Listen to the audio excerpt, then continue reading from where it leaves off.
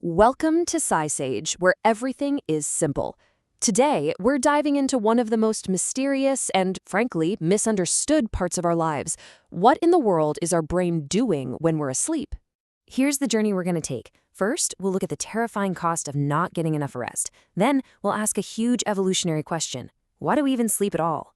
After that, we'll pull back the curtain on your brain's secret nightly work, see how it impacts your performance, and finally, change the way you think about sleep forever. You know, we all say it, right? I'm so tired. We treat fatigue like it's just a normal part of life. But what happens when just tired spirals into something far, far worse? That's a quote from Arianna Huffington, the founder of the Huffington Post. She was working 18-hour days, thinking it was the key to success. But then, her body sent her a very clear and very painful message.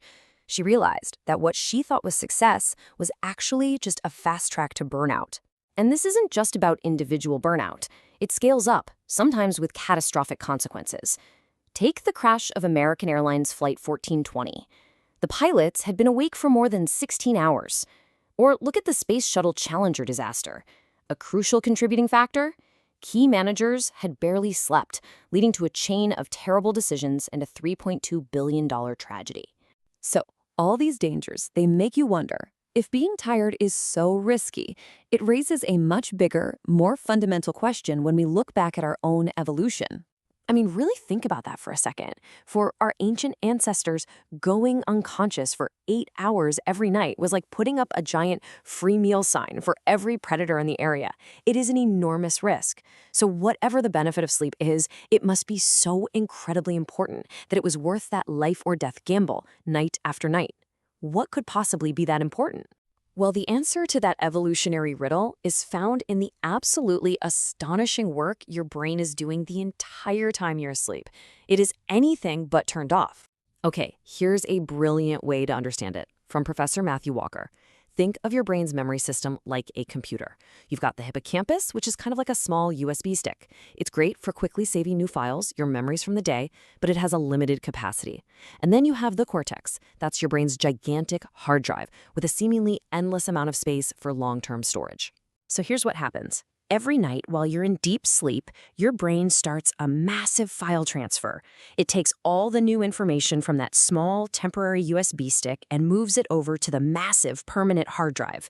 This is absolutely critical because it wipes the USB stick clean, freeing up space so you can actually learn new things tomorrow. But it gets even cooler than that. The brain doesn't just move the files, it rehearses them. Scientists saw this with rats.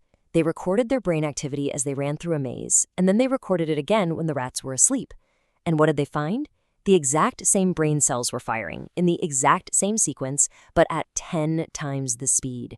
Your brain is literally practicing and strengthening what you learned during the day, all at hyperspeed. So you can really boil it down to these 3 core functions. It transfers the data, replays it to make it stronger, and then, this is the magic part, it integrates it. It starts connecting those new memories to all your old ones. This is where creativity happens. It's the reason you can go to bed struggling with a problem and literally wake up with the solution. Your brain was connecting the dots all night long. And get this, your brain can even learn completely new things while you're unconscious. In one incredible study, they taught people to categorize words. Then, while they were sleeping, the scientists played new words from those same categories. And brain scans showed that even though the people were sound asleep, their brains were still working, still sorting these new words into the right categories. Learning was still happening. Okay, so if our brain is doing all this incredible work, what happens when we cut that process short? The effects on our performance, our health, and even our mood are, well, pretty dramatic. Picture this, a business simulation with a bunch of MBA students. One group is well-rested, the other is sleep-deprived. When the market suddenly changes, the rested students adapt their strategy and keep going. But the sleep-deprived group, they become rigid. Their thinking gets stuck. They just kept using the same failed strategy over and over again until every single one of them went bankrupt. A lack of sleep just destroys our ability to be flexible and solve problems. And just how impaired are we talking? Well, one study found that after being awake for 19 hours, your mental performance is basically the same as someone who is legally drunk. That's right. Pulling an all-nighter is functionally the same as having a few too many drinks when it comes to your reaction time and attention. It also messes with your body in a big way, especially your appetite. Sleep deprivation pulls a cruel trick on you. It suppresses leptin, which is the hormone that tells your brain, hey, we're full, you can stop eating. At the exact same time, it ramps up ghrelin, the hormone that screams, I'm hungry, go find food. It's a terrible double whammy. And what does that hormonal chaos lead to? Well, not only do you feel hungrier, but your brain specifically starts craving sugary, high-carb foods. On average, sleep-deprived people eat about 300 extra calories a day. Do the math. That's enough to pack on some serious weight pretty quickly. And yes, it's not just in your head. People can literally see that you're tired. In one study, they took photos of people when they were rested and when they were sleep-deprived. And strangers who looked at the photos consistently rated the tired versions as less healthy, less attractive, and even sadder looking. It shows up on our faces. So what's the big takeaway here? It's that we have to fundamentally change how we think about rest. Sleep isn't a luxury. It's not lost time. It is a non-negotiable biological foundation for our health. Back in 1965, a teenager named Randy Gardner set the world record for staying awake. 11 straight days. It was a terrifying experiment. By day 3, he was hallucinating. By the end, he was paranoid, his speech was slurred, and he was showing symptoms that looked a lot like late-stage dementia. It's a stark reminder of just how essential sleep really is. In fact, our biological need for sleep is so powerful that Amnesty International actually classifies sleep deprivation as a form of torture. Menachem Begin, a former prime minister of Israel, wrote about his own experience, saying that the craving for sleep becomes even more powerful than the craving for food or water. But let's flip it around.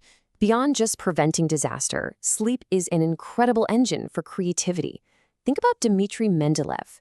He wrestled with how to organize the chemical elements for ages. He couldn't figure it out. Then, one night, the entire structure of the periodic table came to him in a dream. That's the power of the integrating, problem-solving, sleeping brain. So I'll just leave you with this final thought. If your brain is busy learning new things, healing your body, strengthening memories, and solving complex problems all night long, could it be that sleep is actually the most productive part of your entire day? Something to think about.